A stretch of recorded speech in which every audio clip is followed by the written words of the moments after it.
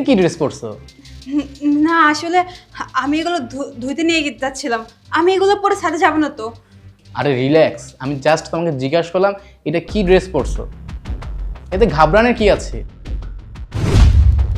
তুমি কি করতে আসছো এখানে? কাপড় শুকাতে আসছি। কাপড় শুকাতে আসছো না? তুমি কি করতে আসছো আমি জানি না, তাহলে এইসব ড্রেস পরে আসতে হবে? হ্যাঁ আসলে আমি এই ড্রেসটা পরেছিলাম কারণ আমি কাপড় কাচতেছিলাম, তো যদি কাপড়গুলো নষ্ট না হয় এই জন্য আর কি। তুই আমাকে পাগল পেয়েছিস না? তুই এইসব ড্রেস কেন পরেছিস আমি জানি না, যে এইসব ড্রেস পরলে যেন প্রতিবেশী তোকে প্রস্তাব দেয়, কুপ্রস্তাব দেয়, এই জন্য ড্রেস পরেছিস। প্রেম করতে খুব ইচ্ছা করে তোর? না তুমি ওগুলো ভুল বুঝতেছো, তেমন কিছুই না। ওই নিচে চল, কাপড় শুকানো দেখাচ্ছি, চল। তুমি এখনো খাবার রেডি করো নাই? না মানে আসলে সিলিন্ডারের গ্যাস শেষ হয়ে গেছে তো, তাই আমি রান্নাটা করতে পারিনি।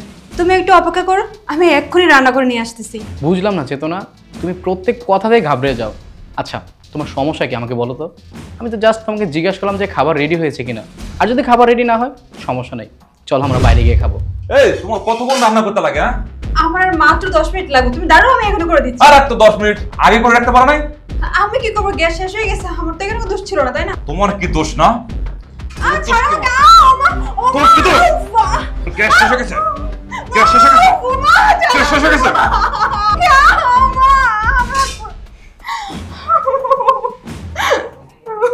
2 মিনিটের মধ্যে আমার নাস্তা চাই।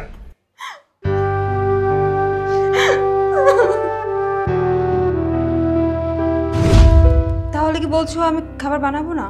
বানানোর প্রয়োজন নেই, তাড়াতাড়ি রেডি হয়ে চলো আমরা বাইরে গিয়ে খাবো।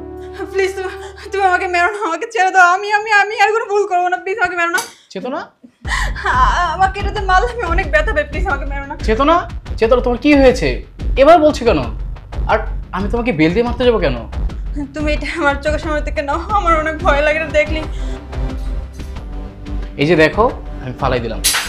আচ্ছা চেতনা, তোমাকে আমি একটা কথা বলি, যেদিন থেকে আমি তোমাকে বিয়ে করেছি সেদিন থেকে লক্ষ্য করেছি তোমাকে কিছু বলতে গেলে তুমি ঘাবড়ে ওঠো। তোমাকে দেখলে মনে হয় আমি তোমাকে মারতে যাব, গালি দিব, কিন্তু আমি তোমাকে কিছুই করি না।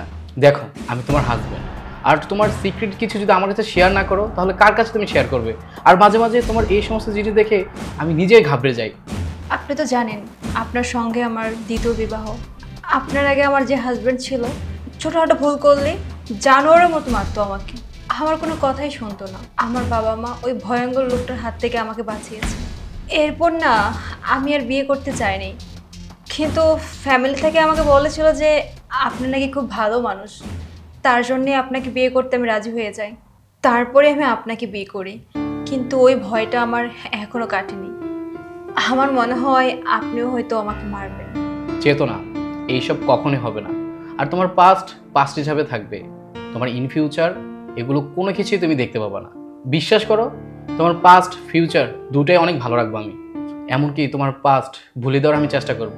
আমি তোমাকে অনেক ভালোবাসি, তুমি সেই বিশ্বাসটুকু আমাকে করতে পারো। আর তোমার গায়ে হাত তোলা তো দূরের কথা, কখনো উচ্চ স্বরে কথা বলবো না। আপনি অনেক ভালো,